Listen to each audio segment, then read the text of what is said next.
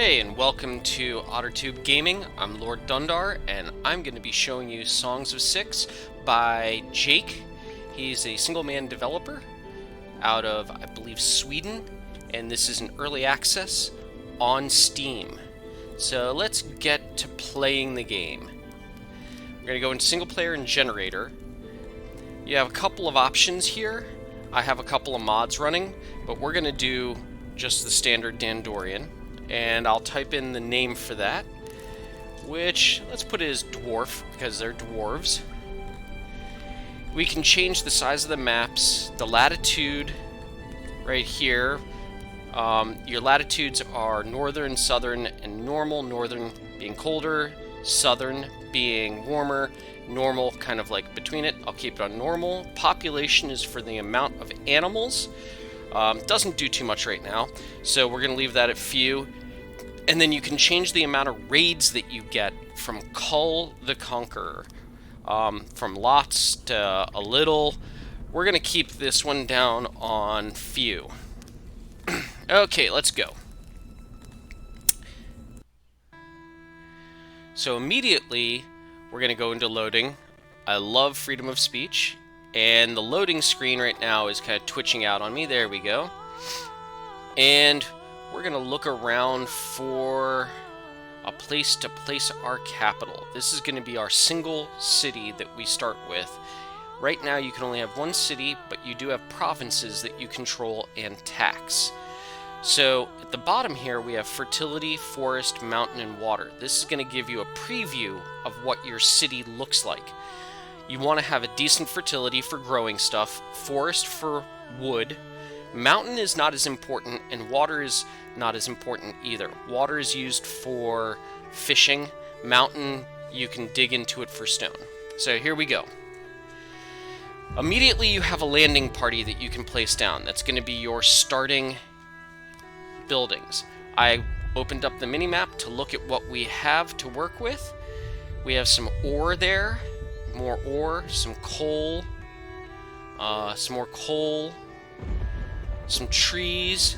You can see the rivers, some stone. I think I'll place it here.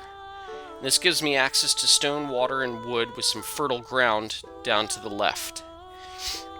We'll scroll in and open up my building menu and build a warehouse.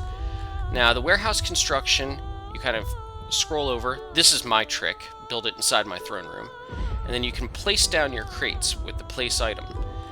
When you do the place item, it's going to place down different items for each building.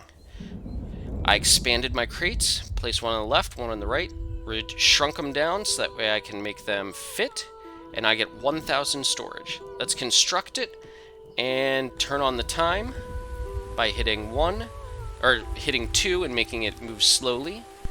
And then we can look at putting down our woodcutters and our quarries. Let's put down a quarry here.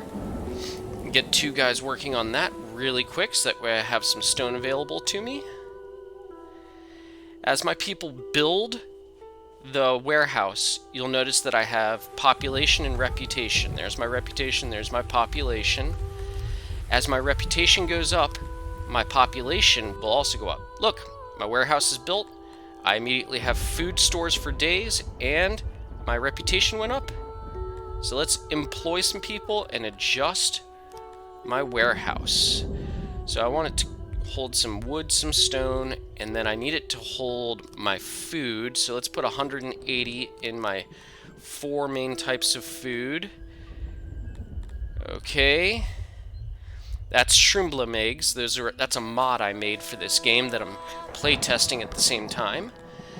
And we have 2 extra crates that we can use. So let's see here.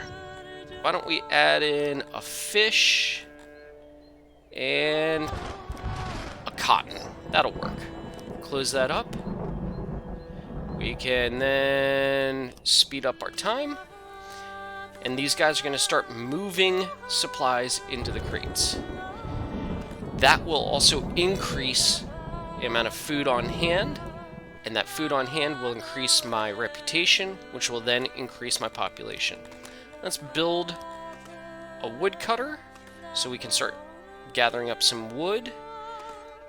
And then let's build our first farms. This area down here looks like it's got good fertility. It's bright green.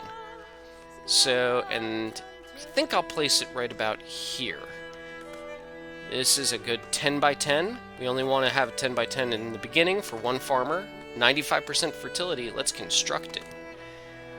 Now let's do a grain farm next to it. Construct. And a veggie farm next to it. Construct. We don't want to build a mushroom farm or a goblin pasture because those take wood, and right now wood is going to be in tight demand. So we're going to speed up some time, let our people start gathering up resources and working. Okay, here we go. So what have we done? We've gotten everything basically started. Let's get a little save in there, and the grain farm's being constructed and cleared. The woodcutter's working. The quarry's working with 2 workers each, 100% workload. I've got good reputation.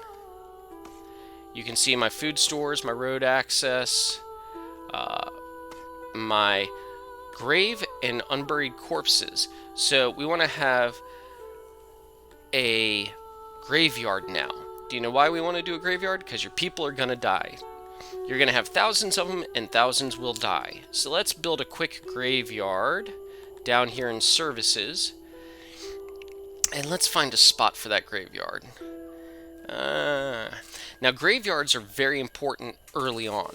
It's a quick way to gain reputation as you bury corpses and give them respect. And you don't have to worry about losing reputation for unburied corpses. So I'm going to pull out 3 for a road and then put the graveyard as a 10 by 10 right above here. So it's nice and close. And then we're going to place out the items. I'm going to expand my graves. Look at that. Fit one there. Fit one here.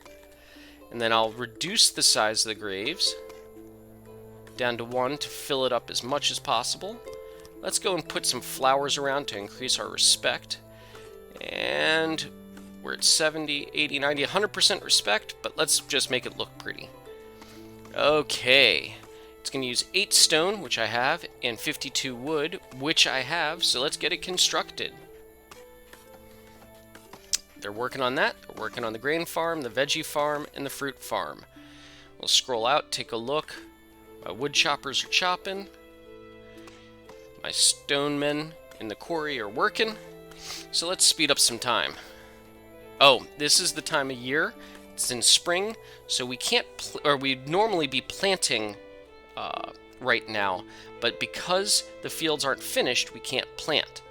So we're going to have to take our time and get the fields finished pretty quick. Okay, so we're collecting up the stone. We're building our graveyard, we're building our fields. It's going into summer. During summer, I can collect some wild vegetables and mushrooms. And you can tell where those are by scrolling over them. See, there's some mushrooms right there. And then you can see them down here, wild mushrooms. Let's see. If I go out to my mini-map up here, you can see these kind of orange or brown spots. That's where wild edibles are. That's cotton. And, ooh, some goblins. We can kill them and get some meat and pelts if we wanted to, hunting-wise. So, up here, we have some more wild mushrooms, and there's a gem deposit. And then those guys are going to kill my, my subjects. So that's why we have a graveyard. Okay. Let's let time move forward. The vegetable farm is cleared, but not constructed because I have no vegetables to place there. Now they're going to start constructing all of the other spots. They're going to finish off my graveyard, and now they're putting the materials, which is fruit, into the fruit farm, the materials for the grain farm, which is grain, and they're still working on the graveyard. Now they're building it, and they're building the grain farm. I have an unburied corpse because my graveyard's not done. Somebody died. You can see it up at the top there. There's a little red man with a 1 next to it. So my grain farm's done, Its workload's at 50%, and it's summer, so I'll get a small harvest off of that. Yeah, we're looking pretty good. I should probably collect some of these wild edibles, so let's do that. Let's just do it right in this area. Boom. Now my odd jobbers, or unemployed people, will do that, and it'll increase my food stores in days, and I will gain reputation. My graveyard's done. I got a worker working there. He'll pick up that corpse and move it in. There we go. It's done. I can see one grave. And my people are just slowly plodding along. They're picking wild mushrooms. They're working in the graveyard. I even have guys working in my fields. Everything's looking good. You notice the vegetable farm is not constructed. It's because I don't have any vegetables, and I haven't collected any wild vegetables. So I speed up some time here. Yep. And they're going to it. They're collecting the stuff that they've harvested. Everything's going well. Let's just move it down a little bit, I think, on speed. Ooh, maybe I could build a cotton farm.